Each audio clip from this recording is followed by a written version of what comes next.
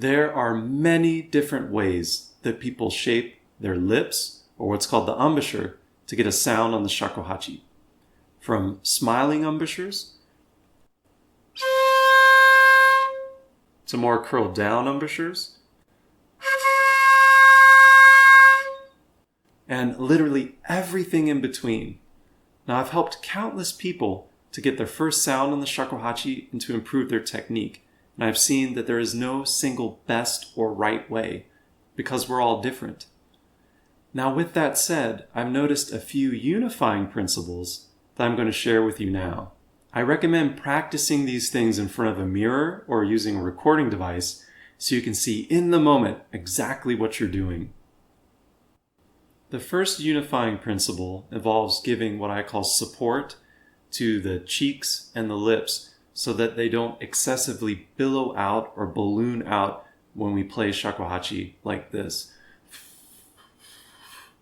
So you'll notice that the vast majority of shakuhachi players prevent any kind of ballooning or billowing out, whether it be of the cheeks or of the lips or both.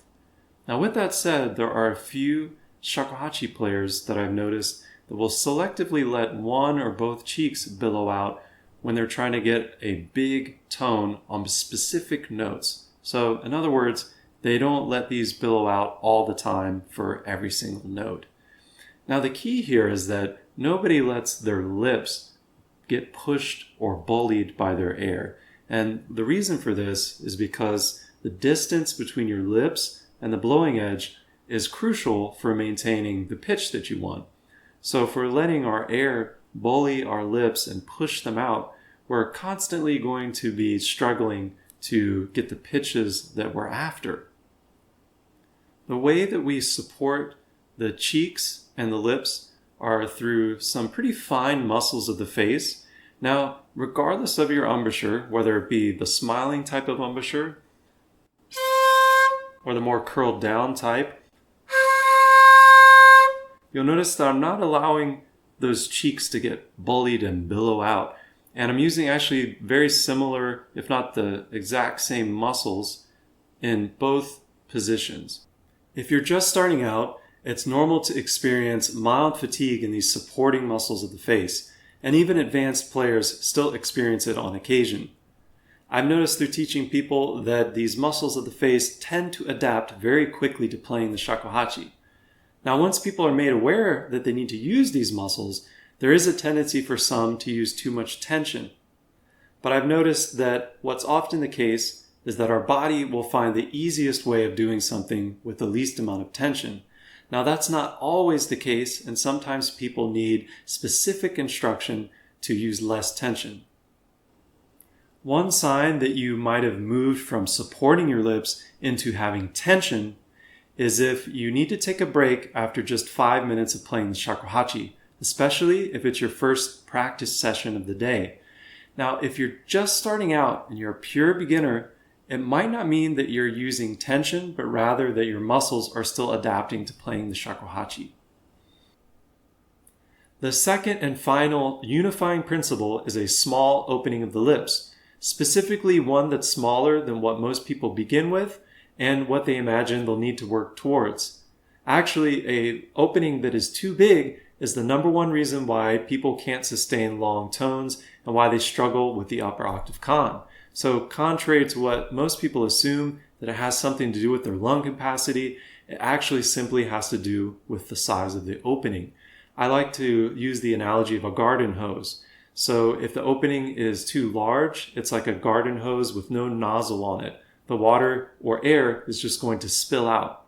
Now, if we attach a high pressure nozzle, or if we pinch the end of the hose, we'll get a much more focused stream of water, and the same is the case with the embouchure and air.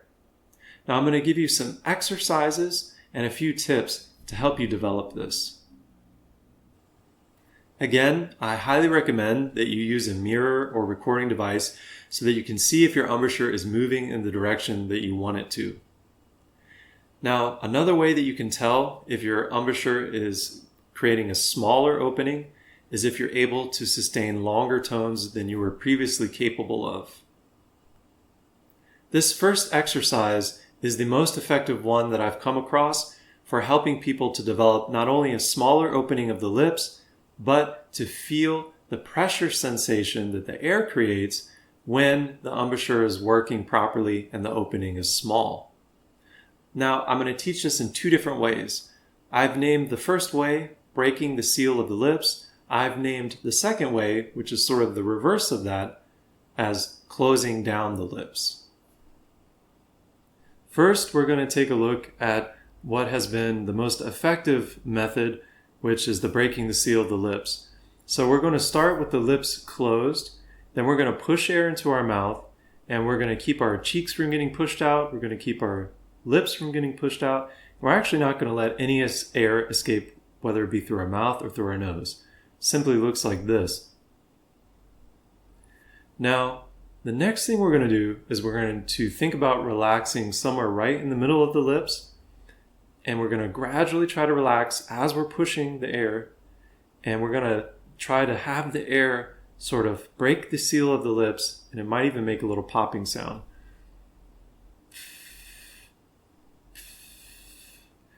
Now, before you let the air escape, notice the pressure sensation inside of your mouth. This is very important because if you make a small opening, when the air does start to come out, you'll still feel a pressure sensation created by the air. Whereas if the opening is too large, you might not feel much of a pressure sensation or any pressure sensation at all. So to give an example,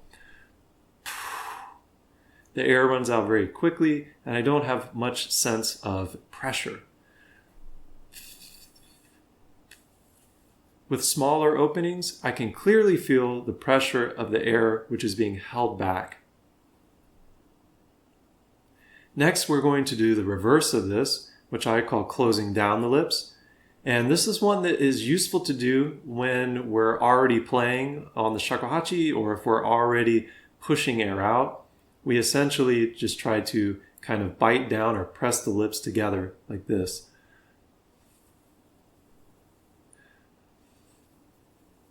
So again, this one is particularly useful for when you're already making a sound, already pushing out air. One of the downsides of it is that we don't get that immediate pressure sensation feedback of when we start with the lips closed. But as we close down, we should feel more and more of that pressure sensation as more of our air is getting held back. Now you'll notice that I did both of these exercises without the shakuhachi. And this is something I recommend because, one, it allows you to see your lips more clearly, and two, it doesn't trigger any muscle memory or desire to make a sound.